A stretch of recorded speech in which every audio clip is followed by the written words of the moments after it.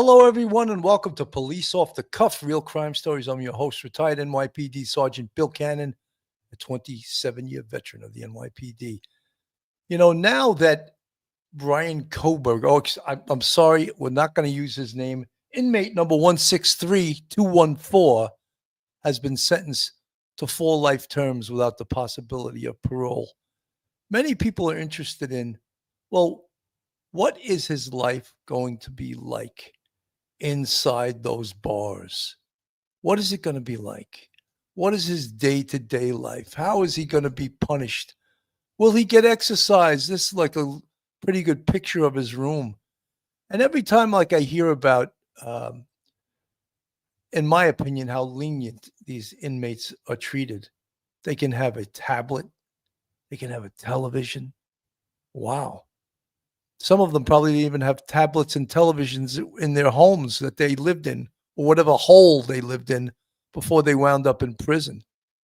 So many of you and many of our audience are interested in how inmate number 163214 is going to survive the rest of his life. He's approximately 30 years old. So if he lived to 80, he's got 50 years in solitary confinement. He's got 50 years in this little room here with very little exercise, with almost no contact with the outside world.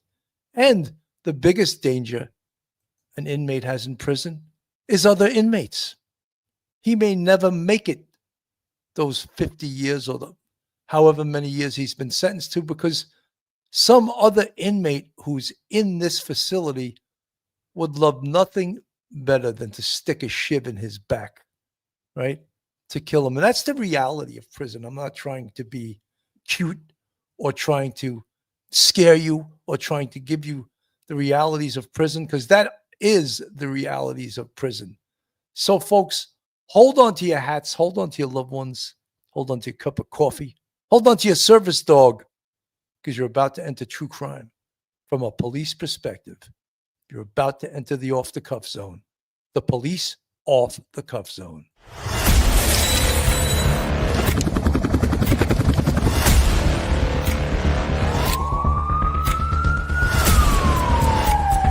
There has to be some common sense. They were the ones who called 911 to get him help, and now they're calling for change.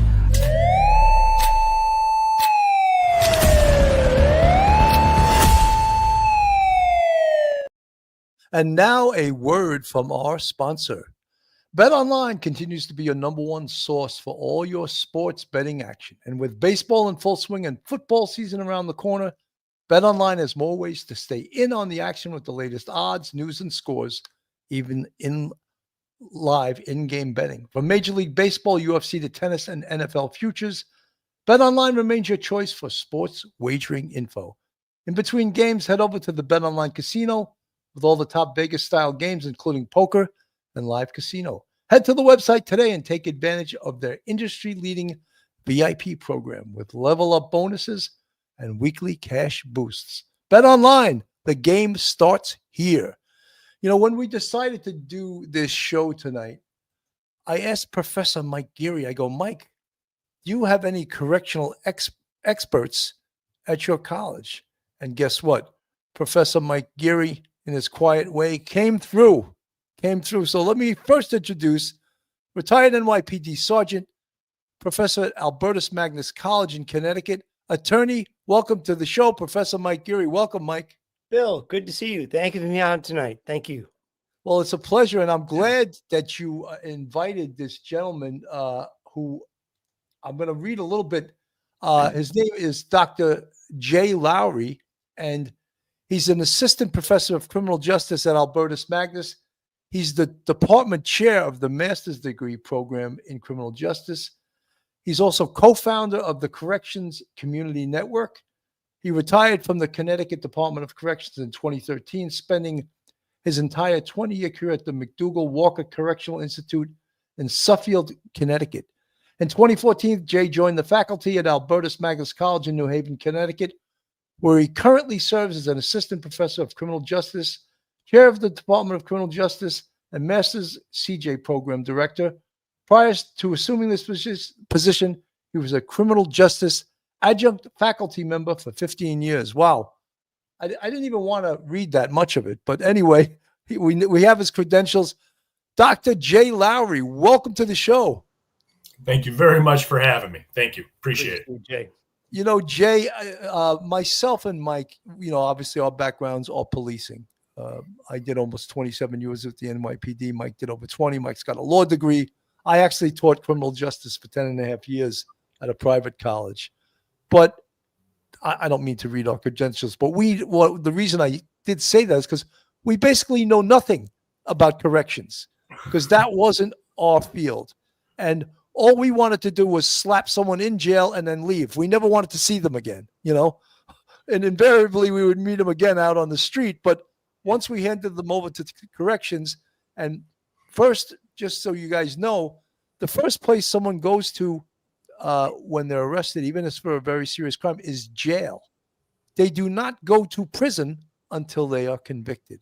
And once someone is convicted and they're sentenced to over a year, then they're eligible to go to prison.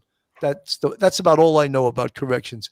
Dr. J, everyone wants to know where inmate 163214, what is his life going to be like now that he's entered the Idaho State Penitentiary system? All right. Well, again, thank you for that. So I just want to preface this a little bit by saying, my experience was in the state of Connecticut. I've never worked in the state of Idaho, but I can speak to, based on my 32 years of experience, what his situation may look like. And one of the first things is, as you pointed out, once the individual becomes sentenced, then he becomes a ward of the Department of Corrections. So in Idaho, I presume that there is a classification center where he will go, usually about 14 days. It'll be an intake. They will give him his inmate handbook. They will go all the rules and regulations. And at that point, they will determine, they do what's called a risk review to determine his level, what level facility will be placed at. His will be very easy. Given the amount of time that he's doing, the severity of offense, he will be a level 4 maximum security inmate. So at that point, the state will do what is called a needs assessment. So they do a risk assessment to determine what level facility the inmate will go to. And then they do a needs assessment to figure out what facility they can send the individual to, where they will receive all of the programs and things that they will need based on what their needs are. So again, he will be going to a maximum security facility. His situation is unique in a lot of ways. One of them, to the best of my knowledge, he has very limited to no criminal history. And he has an extremely high education level, which in corrections is pretty rare. So my guess would be he would go to a facility that had maybe a law library or some academic programs. I would guess that based on his particular situation, he would end up working somewhere in the education area in a correctional setting. Dr. J, I said that before. I think of Dr. Julius Irving whenever I say Dr. J. He was one of my heroes when I was a kid. Anyway, you're Dr. J, J-A-Y. He was just Dr. J. He was a superstar basketball player. Anyway, he is entering this prison with a lot of notoriety. Yes. And he may even be a hero to some of the other inmates in the prison because it's a weird caste system. He's not a sex offender. He's not a pedophile, which would put him in a different category. Mm-hmm. However, he killed 3 females and a male. He killed young people. How does that place him in the prison hierarchy? Will he be respected, or will there be a lot of disdain from the other inmates towards him? So again, this is sort of it varies regionally to some extent, but for the most part, there's a general hierarchy, as you mentioned, among inmates. At the bottom are your pedophiles, sex offenders, things like that. Surprisingly, individuals who abuse animals, things like that, the elderly. Murderers tend to sit a little higher on that chain. And it's I think a lot of people expect or presume that his situation is going to be a lot worse. It's going to be bad, but I don't anticipate any targeting based on the instant offense or anything like that. So basically, it will all depend on how he acclimates as a, for lack of a better term, normal individual in the facility. You know, we had a while ago, we had Sheriff Errol Toulon on the show. Mhm. I don't know if you know who he is. He's the sheriff of the Suffolk County Jail, Yes. where Rex Uerman is being housed. Mhm.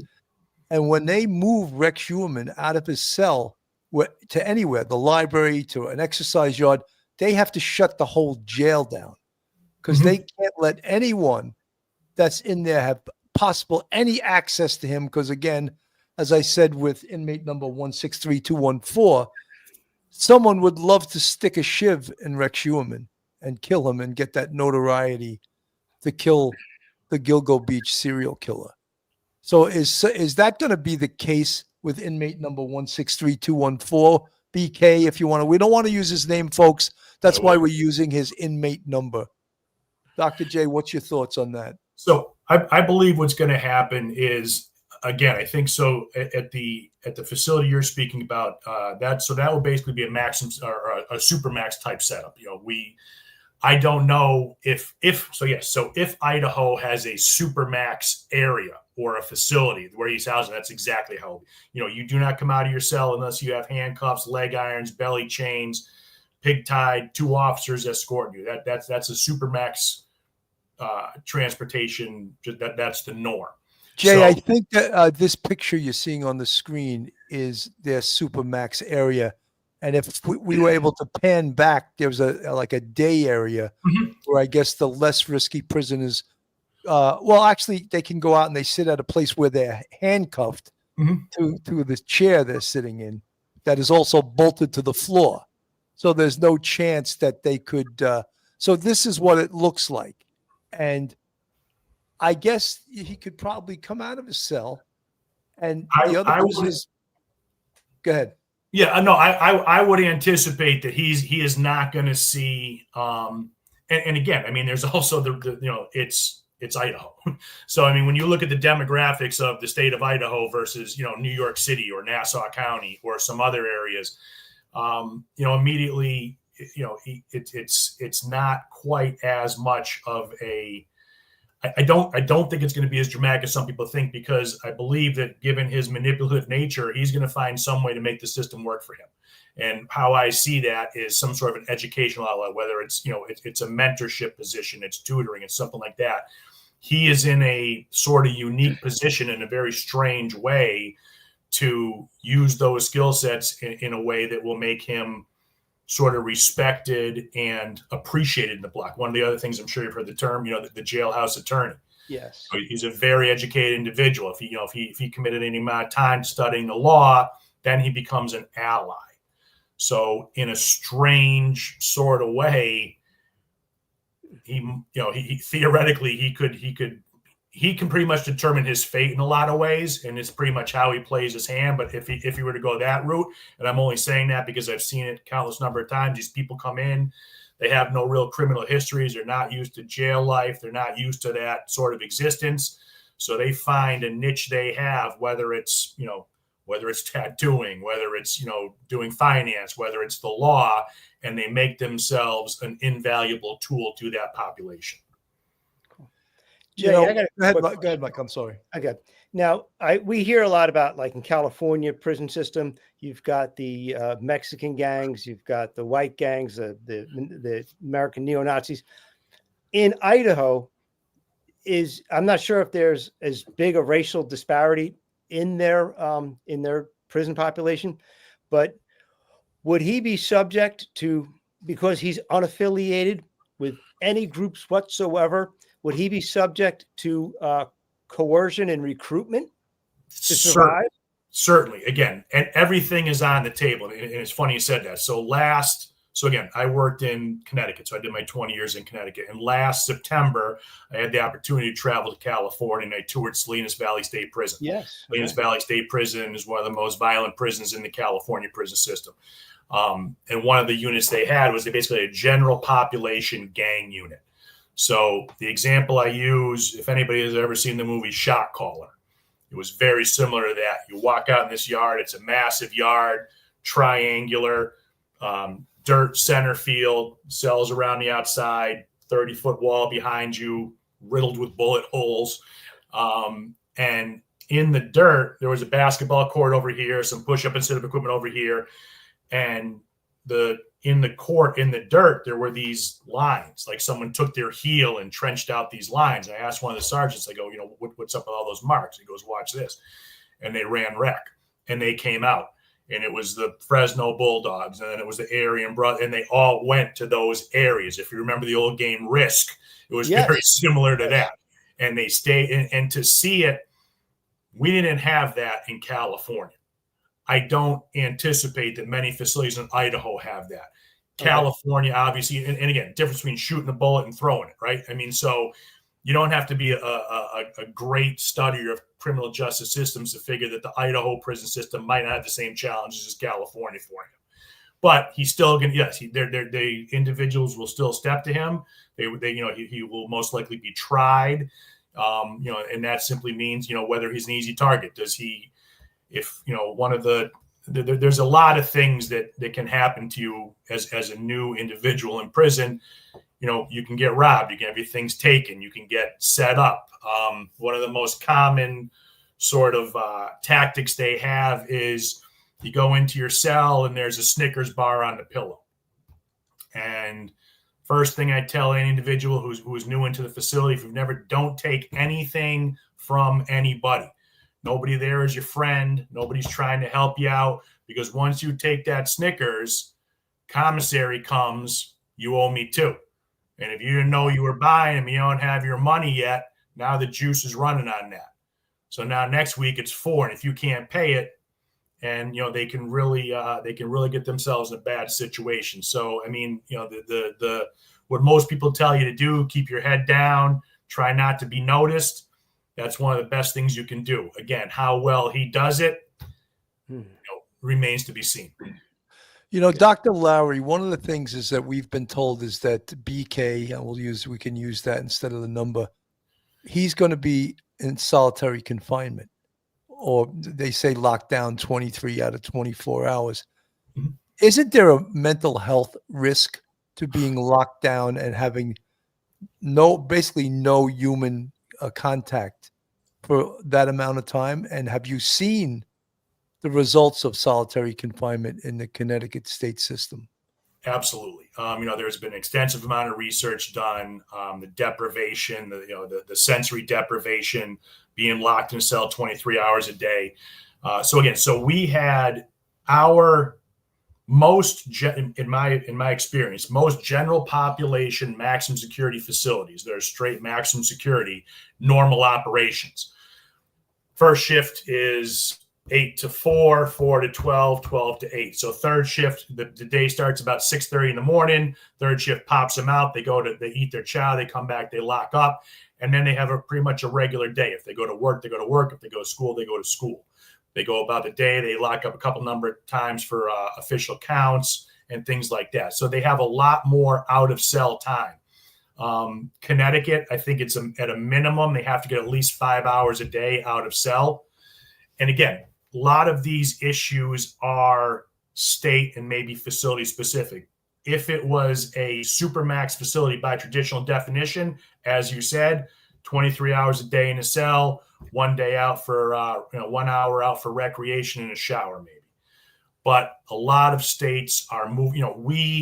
When I started in 1993, we did not have a supermax. We opened it in, I think, 1996 or so. That was called Northern Correctional. That was our supermax. We had that for, I forget the numbers, maybe say 10 or 12 years. That's where we housed our death row. And then they eventually shut it down because the department decided that they did not want to have a supermax for various reasons. The state, there was a lot of opposition to it. As you mentioned, the argument for a lot of individuals is there was absolutely zero rehabilitation whatsoever. Now, we can sit and discuss our personal opinions on it. The reality of the situation is it is the Department of Corrections. So the number one goal is to try and correct or rehabilitate that behavior. Again, we can argue personally how we feel about that, but that's what it is. And the other fact of the matter is, statistically, 95% of those individuals who are locked up are eventually getting out.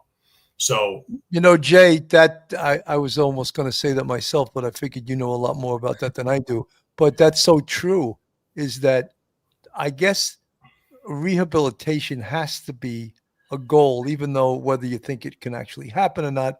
But I think as people get locked up through their life, a lot of times at some point, maybe something will click in their brain and that will say, hey, this isn't too much fun.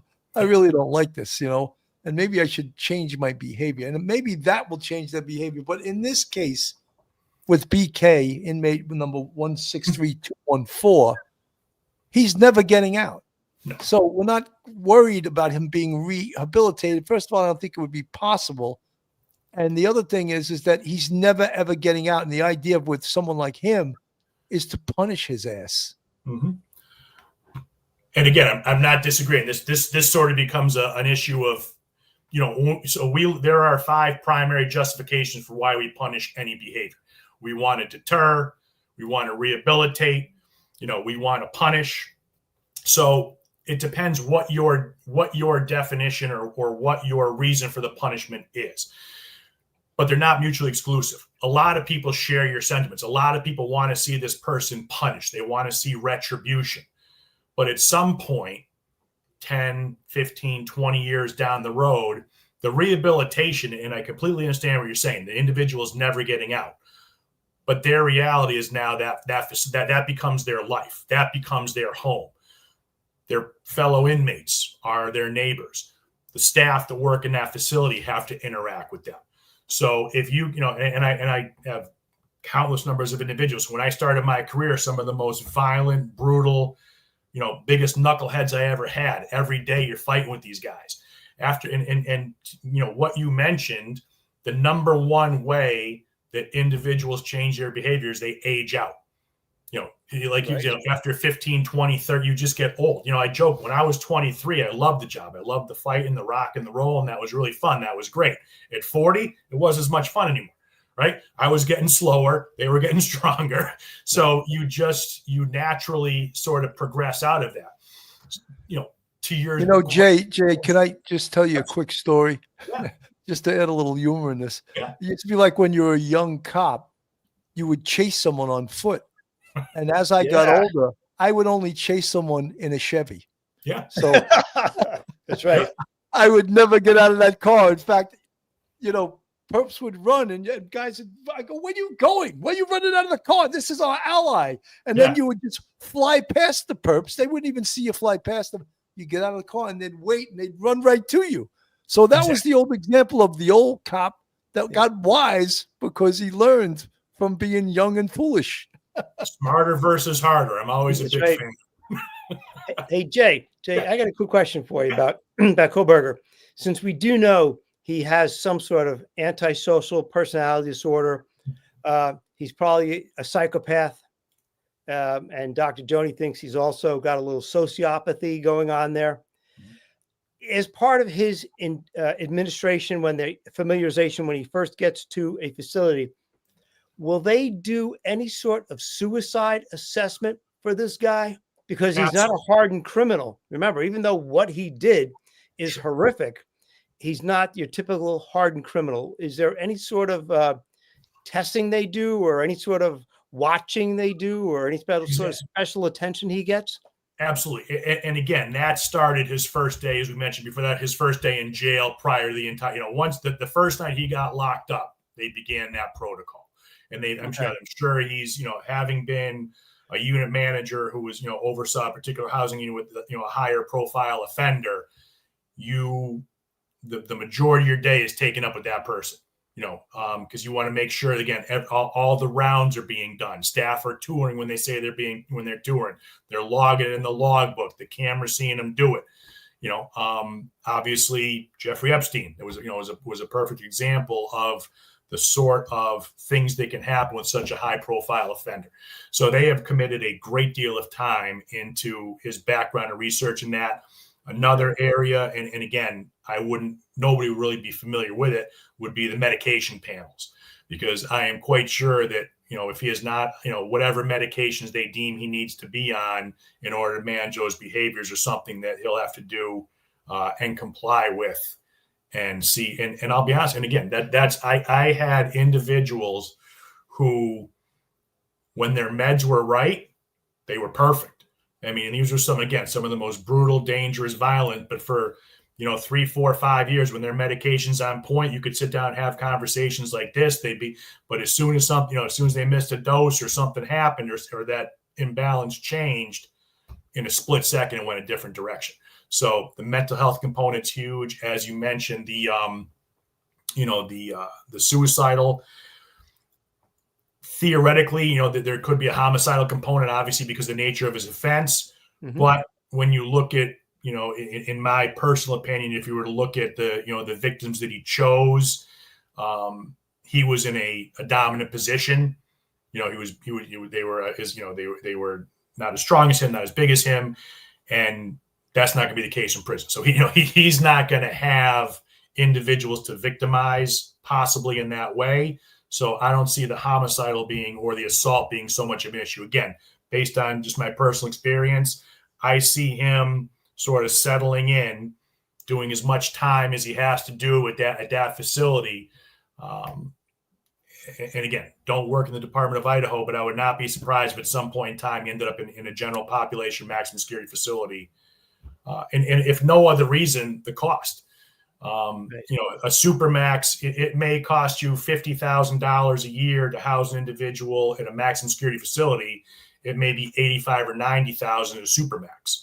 So that's a real factor given today's economic situations. We all know at the end of the day, when it comes to doing the job, whether it's the police and corrections or anywhere else, budget's always the biggest thing, right? Yes. And so that's in most states that I'm aware of. If corrections is not the number one line budget item, it's at the top 3. So there's Dr. Lawrie. I'm going to call you Dr. Lawrie instead of Dr. J. I think it's Dr. Lawrie. You can just call me Jay. You can call me Jay. Yeah, but okay. The doctor thing is just as long as they get it right in the paycheck. Other than that, all right. Well, something I always, I think there's been a lot of research that people that get involved in crime, they have the holy trinity there: alcohol, drugs, and mental illness. They got all 3. Maybe one of those 3. 2 of them, or all 3 combined. Mm-hmm. And I think for the most part, pretty much everyone that we've locked up, almost everyone that we've locked up in New York City, has an alcohol and a drug problem. Yeah. So it's the old story. Is it the chicken or the egg? Are they committing crimes because of the alcohol or drugs? Or are they just because they are committing crimes, they're into alcohol and drugs? If I had that answer, I'd be sitting on a yacht somewhere. And you're absolutely right. That's true. But you know what I'm talking about? Because everyone's always claiming, send him to rehab. He doesn't use drugs or alcohol. He's just a bad guy, Exactly. And rehab, and this is one, I've always kind of struggled a little bit with our Department of Corrections. Your job is so what you're saying is, your job is to take an individual who maybe has been involved in criminal behavior for his entire life, who's doing a 75-year sentence. You're supposed to correct his behavior. So theoretically, I understand that that's what we're supposed to do. In my experiences, I think you would agree, and anybody who's watching this would agree. We've had people in our lives who had some sort of addiction issues, and we have begged and we have pleaded and we have threatened and we have cried and we have done all these things, and they swore they were gonna. But at the end of the day, the only way that person is going to change their behavior is if they want to do it. So until that we had guys, taking program, they were in 4 or 5 programs a week, and they would have their file, after 25, 30 years, they'd have, 200 programs that they completed. And it was an absolute joke because they would come back and they would be laughing, be like, yeah, gotta sell again. We had pizza tonight at this one. So I don't mean to say that that's everybody's situation, but I guess the long and short of it is, whatever programs you have, whatever counseling you have, AA, NA, whatever it is, until that individual truly wants to change their behavior, it's a complete waste of time, basically, in my opinion. It's so, as I said, it's until if he has an issue with alcohol, which I don't recall, and obviously you have much more Well, specific. he had a heroin problem. He's the heroin, yeah. Yeah. And again, that's going to be a situation, when he gets into the facility, one of two things. Either he's going to use that opportunity to really come off the drugs, or depending what facility he's at, there may be plenty of drugs available to him. Well, Dr. Lawrie, I think he's mentally ill. I think he's a sure. psychopath. Oh, yeah. You know, I don't think he has an alcohol or drug problem right now, but I was just saying overall, most prison inmates, as most homeless people, have alcohol, drug, and mental illness problems. Oh, yeah. So you put those things together and you can somewhat figure out why. Well, let's take care of a couple of these problems and maybe we can get them to work a job and to get off the street and all of those things. And I'm talking about homeless people, not prison inmates. But it's very true with prison inmates too. Alcohol, drugs, and mental illness. And is that what got them there, or did they, because they're criminals, did they go into the misusing alcohol and drugs, and then as a result of that, were they self-medicating because they were mentally ill? So all of those things are interconnected. Absolutely. Yeah, no, and you're 100% correct. And then there's the whole component of there's such an issue in corrections with being generational. I can't tell you the number of individuals I had who their father was in, their grandfather was in, their brothers, their cousins, their uncles. I had one family. I had 2 brothers, 2 fathers, and 3 nephews and a cousin in the same facility. So when you talk about the generational, and now we believe they're showing that trauma can actually be passed down genetically, as with other factors. Now you get someone who maybe goes back 3 generations of incarceration, and they're experiencing some of that. It's as you, no pun intended, it's the perfect cocktail, because and now you're fighting a 3 or 4-headed dragon. Obviously, if you look at it, eliminating the alcohol component is pretty easy, because the alcohol is not. Pruno is popular, but not like it used to be.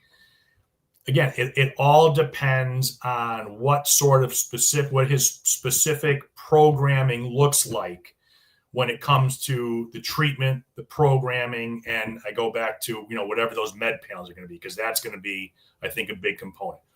Dealing with a lot of individuals who had very similar situations to his. As I said, when the meds were on, everything was good. You just wait for that one moment where they weren't.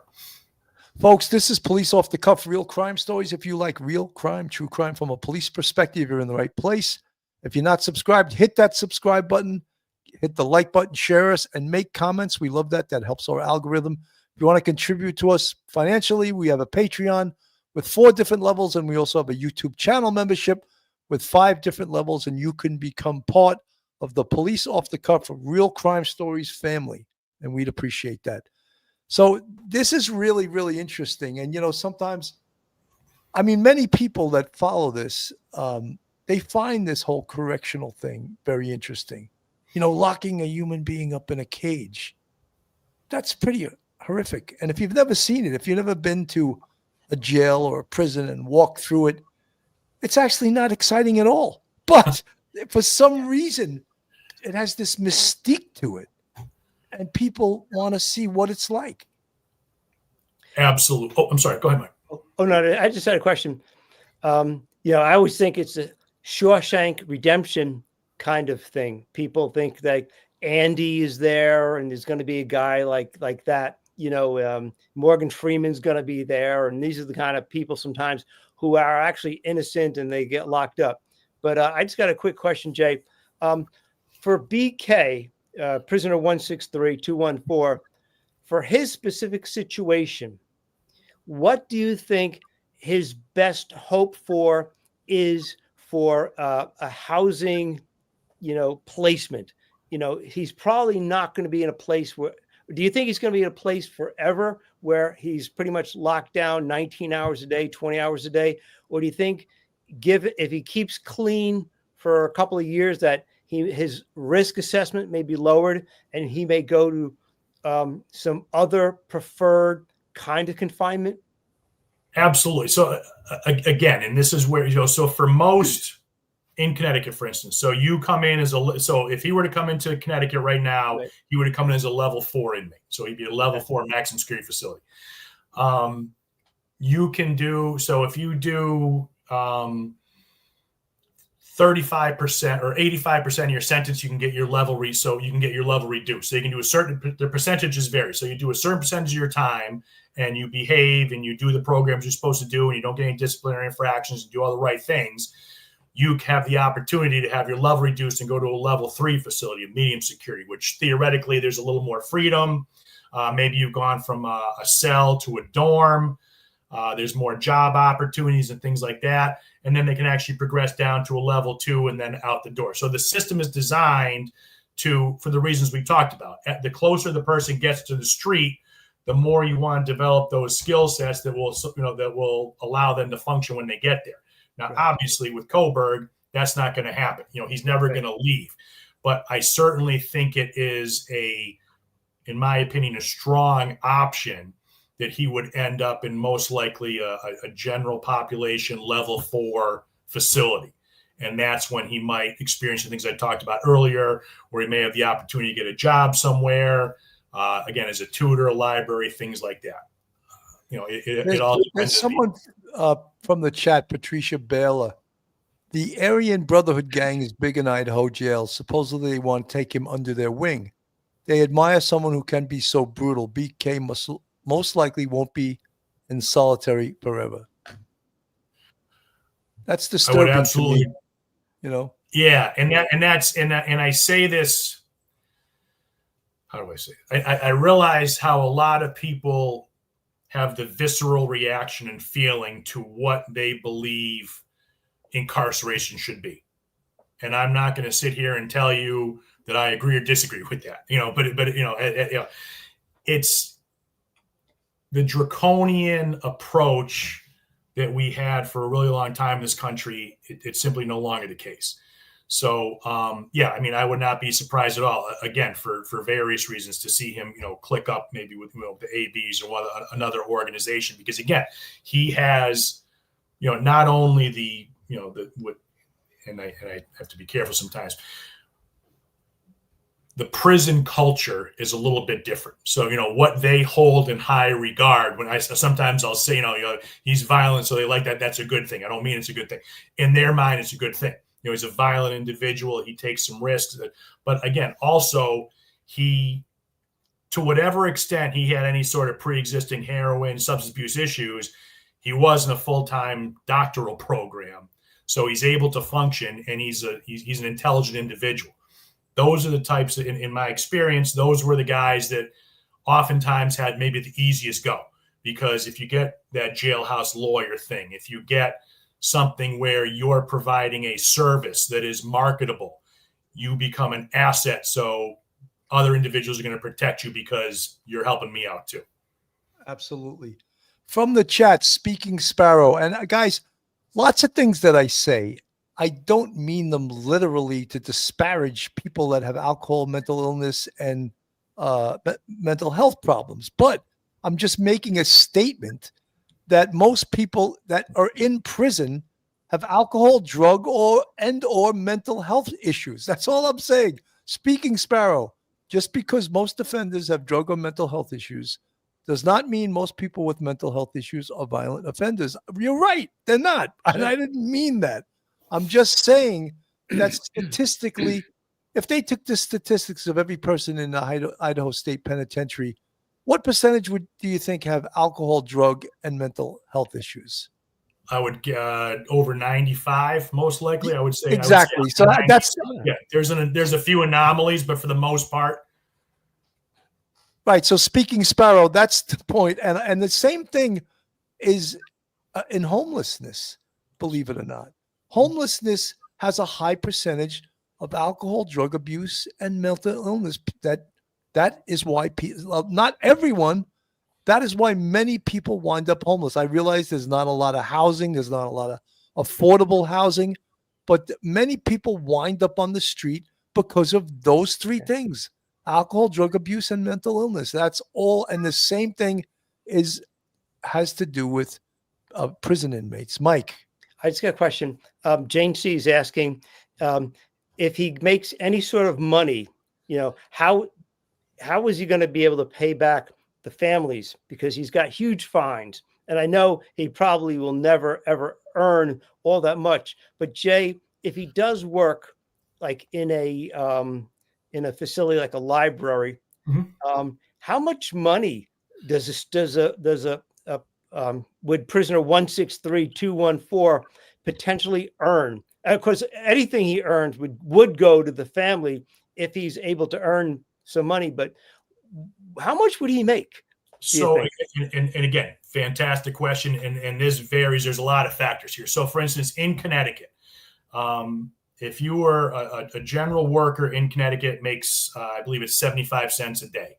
So they get paid biweekly. So it's $14.50 every 2 weeks. A laundry worker in the unit may make $1.25.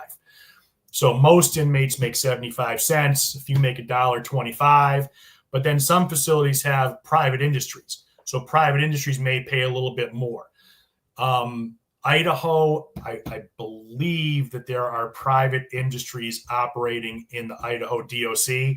So he may end up getting a job there. I don't know, 3, 4. I mean, again, it depends on what the contractual agreement is. But as you said, depending what, obviously he's never going to pay back anywhere near what. No, definitely not. Yeah. I imagine, with most of the individuals I dealt with that had that, they would structure it. So if you, it sounds ridiculous because it's such a small amount, but if it was $14.50 every 2 weeks, $7.25 would be taken off to go towards your restitution, and you would keep, so some, right. There's no, and I'm not, I feel like I'm ducking the questions because, we have one federal prison system, we have 50 state departments, and we have 3,300 counties and sheriffs. So everybody operates a little bit differently in some ways, but those are either it's a state straight pay for an hourly rate, or if it was private industries, it might be a little bit more. But again, they would structure something so he would make some payment towards the retribution and be able to maintain some for his commissary. Okay. I want to play this. This is Brian Enton talking about inmate 163214 having a target on his back. Multiple levels of barbed wire. You get buzzed in through multiple gates. They won't open one gate until you get to the next. Then they do a search, the metal detectors. Obviously, you can't bring your phones inside. We got the tour. We got the full tour. We were there for almost 2.5 hours, actually. We walked around the whole place. It's sterile. But there were some things surprised me how awful it was. Something surprised me, though. I was surprised some things that the prisoners do get to do that I wasn't expecting. Take a look. So this is the Idaho Maximum Security Institution. You can see the double barbed wire. This is where the most dangerous and violent people in Idaho are housed. We're going to go inside for this tour. Very, very rare look at what it's like on the inside. This is the area of the prison where Brian Kohberger could end up. Long-term restrictive housing and what's known as closed custody, protective custody, where prisoners who could be hurt by the population go, or prisoners who could hurt others have to stay. The prisoners here are inside these cells 23 hours a day. All food and water is sent into the cells through these little doors. They can sit at these tables, but are secured to the tables with shackles, or put into these cages where they can use tablets for visitation. While we were watching, we saw inmates doing something called fishing, when they use strings from blankets or a t-shirt to send notes under the door. That's why these bean bags are placed at the foot of the door to stop them from doing it. Almost every inmate can buy a tablet to have in their cell for $100. It has music, email, and movies. And they can also buy a TV to keep in their cell, which has basic cable. This is the outdoor area where the prisoners can go 1 hour a day. Some have to stay in these cages because they are so dangerous. For prisoners who are in protective custody, they may also get time here in the library or the computer lab. Sexual offenders and murderers of young women and children can be shunned by the population here, which could be an issue for a high-profile inmate like Brian Kohberger. Though we're told after the newness wears off, most inmates begin to fit in. So, Ashley, they will do an evaluation of Kohberger after the sentencing, the Idaho prison system will. and then they will determine exactly where he'll go, although it appears this is really the only place. This is the only max prison. This is where the worst of the worst goes.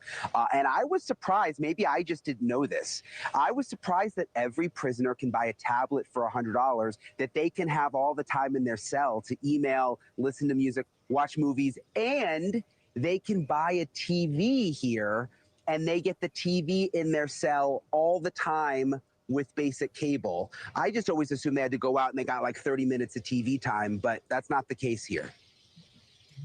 Yeah, every place is a little different, and I think a lot of people are upset about the fact that prisoners are given all that, you know, lounge time in their cells with entertainment. I've also heard another story which is crazy, Brian, and that is that they're watching true crime. These are criminals who have committed true crime being entertained by shows about true crime, which is just sort of an irony that blows your mind. Talk to me about the death row inmates, though, because he was likely going to be one of them. You know, to think about that, they could be watching us right now, Jay, and they may recognize you from your years, from your years in Connecticut State Prison. I hope not. Let me go back to this. Is he going to be housed near them? Will he be able to talk to them? Will he ever see them and think, well, I could have been you, but I'm here? No, so they're kept totally separate. They're in the same prison. I think there's 8 of them who are here. I think that's the number they gave us. They're actually kept together, like in a pod together. So Brian Kohberger will not be associated with them. Really, I don't think he's going to be associated with much of anyone, at least to begin with. Eventually, it sounds like he could sort of move up to where he would get some socialization with other prisoners who they deem don't want to hurt him. But that seems to be a big concern, that he's going to have a target on his back based on his notoriety and based on the awful, heinous crimes that he committed. We spoke with a local bondsman who knows the prison system very well. He's been to a lot of these places. This is what he said about that, Ashley. What will Brian Kohberger's life be like there? His life is going to be a little more harsh than what it was in the Ada County Jail. When he was there, we couldn't legally say he was guilty yet. Now he is guilty. He doesn't have all that, you know, kind of back and forth stuff. He is a guilty murderer, and he's going to have to be segregated. As you may know, people in prison don't like people that hurt women or children. And he's hurt women. And that's not something that the inmates there take lightly to. It's something that is definitely going to put a target on his back. And the people in that same prison are the most dangerous. They're the most dangerous in Idaho. That's where it is. The facility he's in is a men-only facility, and it's the most dangerous prisoners in Idaho. Thank you for watching. I tried to beat Cuomo to the screen, but I did not. I was too slow to the draw.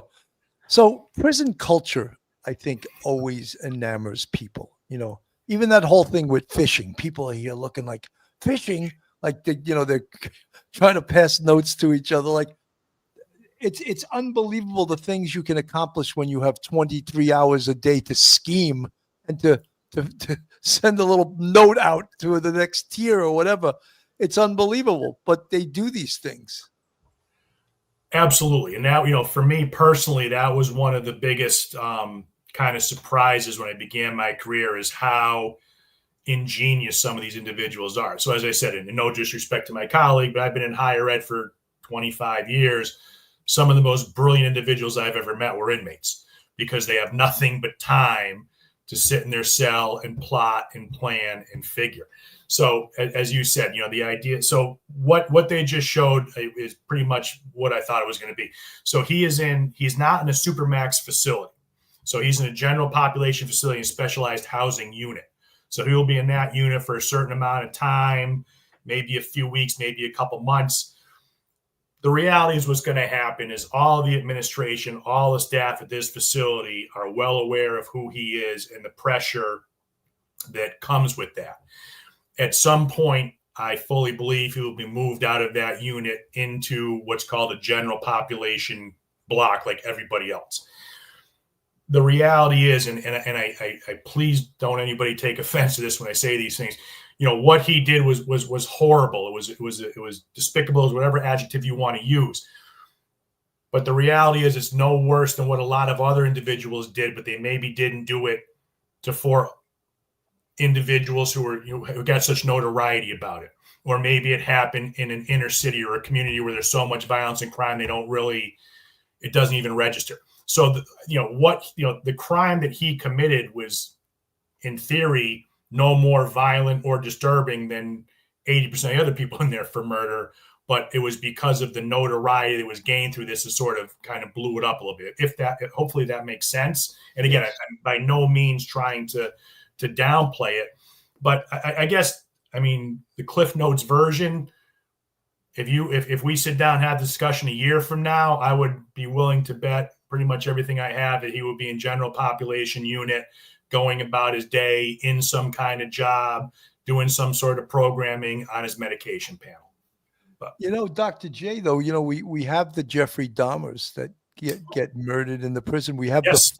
the Father Gagans from Absolutely. Boston who was murdered in prison. So these high-risk prisoners, they may put them in general population, but when one of them gets murdered, I think it's the warden's ass that's on the line for that. How did that happen? Why did that happen? Of all the calls you don't ever want to get as a warden, that's pretty much the top of the list.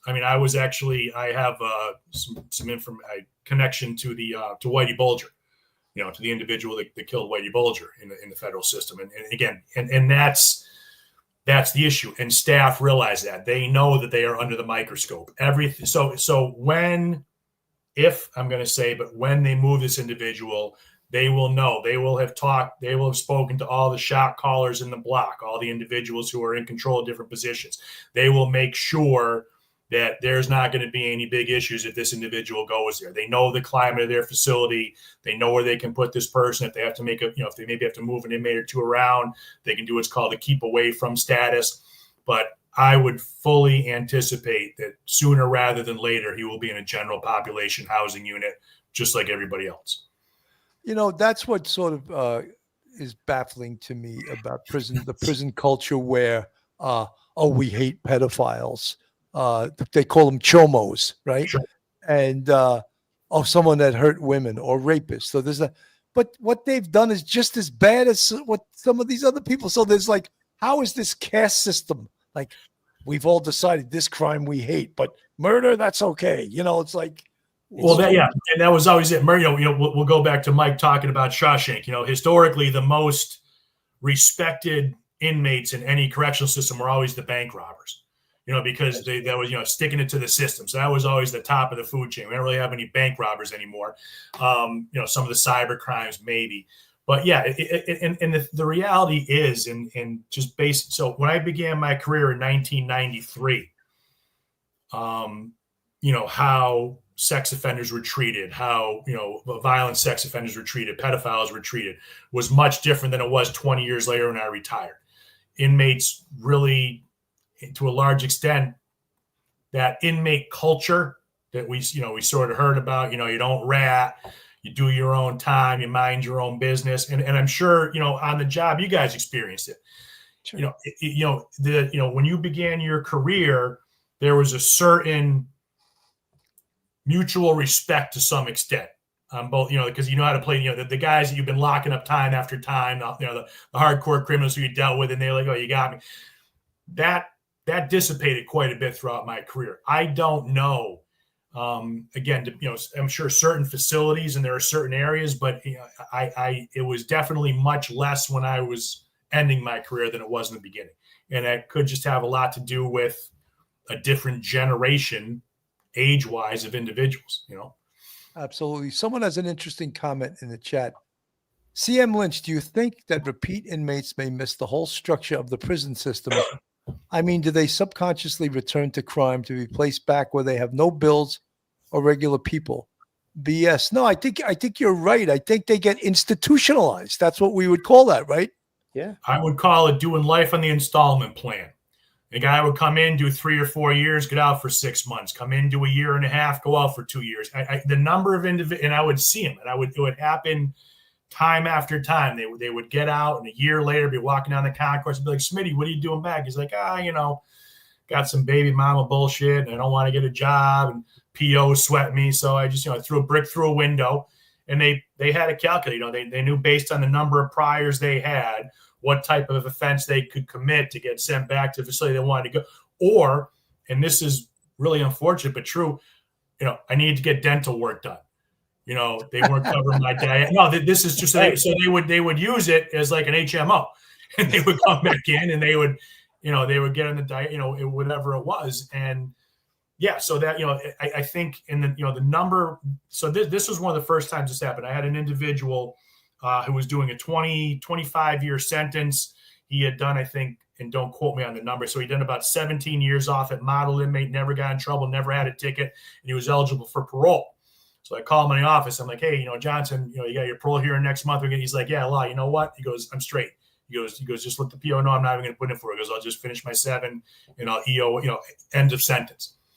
And I asked him, I said, why, what are you talking about? I go, you will get, you're guaranteed. You're the perfect candidate for parole. He's like, yeah. He goes, honestly, I don't want to report to a parole officer. I have to get a job and piss in the cup. He goes, I got to get a little job here. I'll keep doing my thing.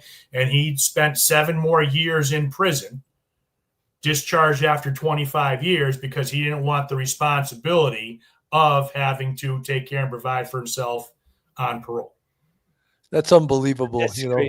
And the first time it happened, I'm like, this is, and it was not uncommon. They don't, you have an individual who lives maybe in Hartford, New Haven, or Bridgeport, who they know they're going to get put in a trick bag. You put me, you're going to put me on parole in the community I came back from. All my boys there, all my people are there. They knew they couldn't stay out of trouble. So they're like, why am I even going to waste my time? I'll just stay here, finish my sentence, and then go home. Years ago, we had Sammy the Bull Gravano on, and he was the underboss of the Gambino crime family. He did a lot of time in prison during his life, but he would always, wax poetically about Cosa Nostra. That's Cosa Nostra, like our thing, as if it was this honorable thing. Meanwhile, every single one of them rats. Every one of them rat. And the thing was, Cosa Nostra, our thing, went away when there was a thing called RICO, which was the government's thing. And when guys were now getting sentences of 30 or 40 years to life for something that they used to get 5 or 10 for, all of a sudden, the Cosa Nostra philosophy did not exist anymore. Hit them once to talk and twice to shut up. Yeah, that was the... Right. That's right. Jay, I got a quick question for you about assuming that prisoner 163214 becomes a model prisoner. Mm-hmm. Is it possible that, and I have heard that many times, some states will farm out some of their prisoners to other states? Is it possible that, given that his family is in Pennsylvania, that he might someday do the rest of his time in Pennsylvania, in the Pennsylvania system? Or do you think he's going to just stay in Idaho and that is it? So what you're speaking about absolutely is called interstate compact. Okay. So interstate compact, in my experience, was always, so a few of our more notorious gang members that we had, Bloods, Crips, ABs, came from Arizona. So they would be in Arizona. They would be involved in a riot, a disturbance. There'd be some assaults. Someone maybe got killed. And so that's a high price. So you want to get rid of that person and send them as far. So basically, you send us your worst, we'll send you our worst. Was kind of how was sort of how that worked. In theory, it's possible. What you're saying is possible. I would be astounded, only because in my mind that would be it would be such a benefit to inmate number 163214 and their family. Right. That I don't think the state would do. It would be a bad look, in my opinion. Okay. I fully anticipate that, as much as I can predict anything, as I said, he will do his sentence, he will do his time, and at some point he will die in the Idaho prison system. Yeah, because that doesn't make sense. He committed the crime in Idaho State. Yeah, but Mike, you're right. There have been some examples of a hardship transfer. That's something. Sometimes Connecticut's not an issue because there aren't 2 facilities that are further than an hour and a half from each other. But if you go to like California, Idaho, Montana, Maine, I mean, you can really start spreading. And if you have a situation where there's a hardship to a loved one, they could do it. But in this case, I don't ever see that. Why not? Okay. Well, look, in New Good. York State, most of 90% of the inmates are from New York City. So everyone wants to be in Sing Sing because it's a 45-minute train ride from New York City. But I don't know if they reward inmates with that. Yeah. Maybe near the end of their sentence, they may. Possibly, and again, that's a departmental decision. That's something they would make based on their own assessments. But it's again, I don't see anything. Given the fact that he's never going to discharge, he's never going to EOS, he's never going to parole, that he will serve the last of his days in Idaho. 100%. I'm going to play a little of this from Banfield. Suit and a tie for the last time, because after sentencing, he becomes a zero, a nobody. He becomes a number. Yeah. Starting to get real here, right? You are no longer Brian Kohberger. You're inmate XXXX. That's how people will refer to you from now on. Nobody in authority will ever call you by your name. No, and you will never wear civilian clothes again. So tomorrow, enjoy them. You'll be in prison garb for the rest of your life. We're going to talk a little bit about what it exactly means to live the life that he's about to live in the Idaho Maximum Security Institution, because Brian Enton got a tour and he's taking us through it. Not only that, he talked to a bail bondsman there in Idaho who knows the ins and the outs of cage living. And I don't mean living in a cage, because you're behind bars. I mean your free time when you get out from behind bars is in a cage, like an animal. Because Brian Kohberger, you are an animal. And now the state of Idaho is going to treat you as such. We have a whole lot of insider scoop on exactly the lifestyle Brian Kohberger is about to start living after sentencing tomorrow. And then also some details about the night he was arrested. 2.5 years ago, there's some new stuff breaking. He wasn't the only one who was put into zip ties. His elderly parents were too. So congratulations, Brian Kohberger. Yeah, you can stare at the walls for the next 60 or so years, knowing that's also what you did to your parents and your family. Tell you a little bit about that. And also maybe we could be getting closer to solving the puzzle of where's the murder weapon? Where are all the bloody clothes? Maybe, just maybe, he'll stand up tomorrow and say something during sentencing, but even if he doesn't, it is entirely possible that cell phone data may have zeroed in on where he could have gotten rid of all of those things. Because right now, we don't have a murder weapon, and who knows where he got rid of his detritus of murder. So we always thought that as we said, we covered this case from when it occurred, November 13th, 2022. And we think that the police, the district attorney's office in Idaho, Moscow, Idaho, even though the case was tried in Boise, we think for political reasons, they're hiding a lot of shit. I think that 100%. And they're not telling us everything because one of the things that the political nature of this was that these murders, these 4 children murdered, of course, destroyed the enrollment at the University of Idaho. Would you send your kids to a school that had these 4 kids that were 19, 20, 21 years old, murdered in an off-campus house? And that's one of the reasons the school wanted to knock the house down. The house that was as an evidentiary piece of evidence for the jury, potentially if it went to trial, what would have been invaluable. But the school had the house donated by the owner, obviously a tax write-off because he knew he could never rent that house again or sell that house. And the school knocked it down faster than you could say Idaho. And we found that to be curious. We found that to be highly political. We also found it to be highly political that District Attorney Bill Thompson just said some really curious things. For example, he wasn't stalking these girls. But meanwhile, he had reconned the house 23 times. That's called stalking, Bill Thompson. He said that the motive. We don't know if he targeted one of the girls, but we think now he may have targeted two of the girls on the third floor, but he wouldn't say her name. Everyone knew it was Madison Mogen. He refused to say her name. Again, I don't know what political reasons, even the cops were not saying anything that would maybe put them on the hot plate because they would maybe be chastised for speaking their mind.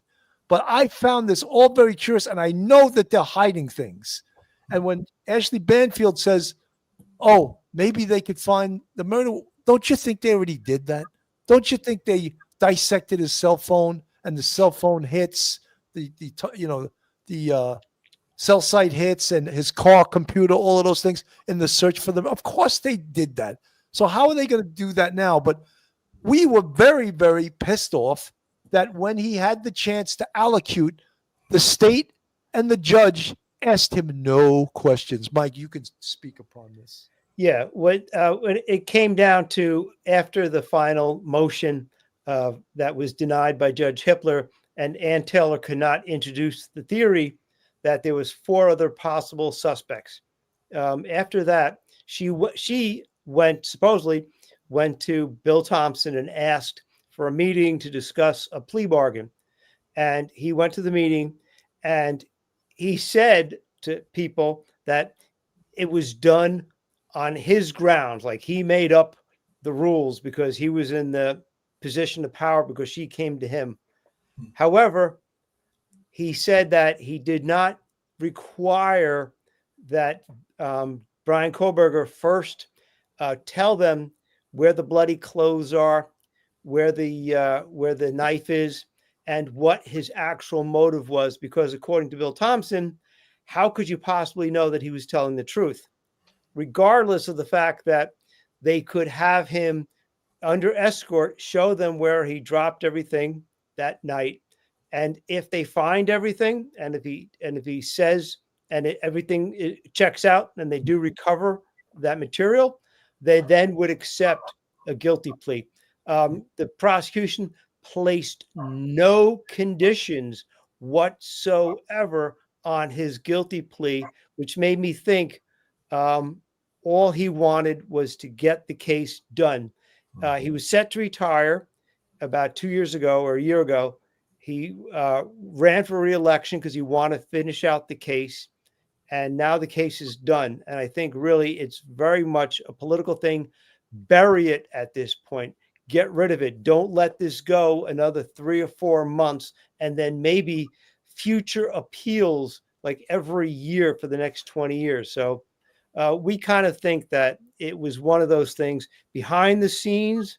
We believe that there was politicians in high places whispering in his ear, tell him, just get this plea, get this over with.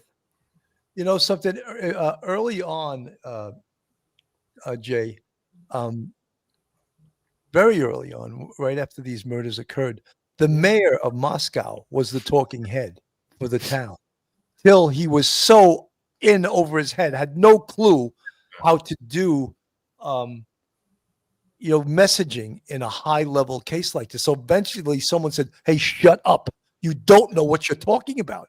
Get the hell out. And he faded into the background. Yeah, you never heard of him. You could say Moscow, Idaho. Yeah. But there's a lot of behind the scenes politics in this case that I don't like. And specifically what Mike was talking about. And Bill Thompson was the number one politician. And I also believe, and I don't know for a fact, but I believe this, he's anti-death penalty. And that was one of the reasons I think he made it easy for Ann Taylor, the defense attorney for inmate number 163214, to take this plea with no conditions attached to it. And that's what really pissed me off, because they maybe could have found the murder weapon. Oh, if he lied to you about it, then you're not going to find it. But if he told you the right place, or guess what? Put cuffs on him, take him to where he buried it or threw it.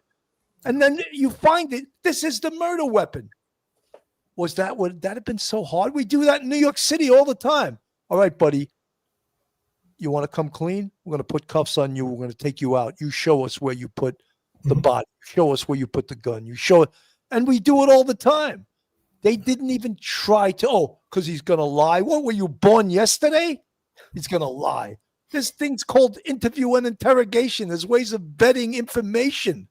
He's going to lie. Well, who are you talking to? I mean, it just really pissed me off because we could have found out, hey, where did he throw the bloody clothes? He knows where he probably buried it somewhere. He could show us. Take him there. Take him there. No, they didn't do that. And that so pissed us off. And then allowing him to say one word. Did you murder, Kaylee Gonzalez, a human being? Did you do it voluntarily, intentionally, and knowingly? Yes. That's all he had to say. That was too easy for him. And it wasn't easy for the families. They would have liked to have heard this psychotic sociopath to say what he did, to allocute, to come across and tell everyone. Instead, they let him off so easy. I'm on my soapbox, but I really felt very strong about this. And I felt that they had, as we say in New York, they had him by the quillones and they let go. They let go.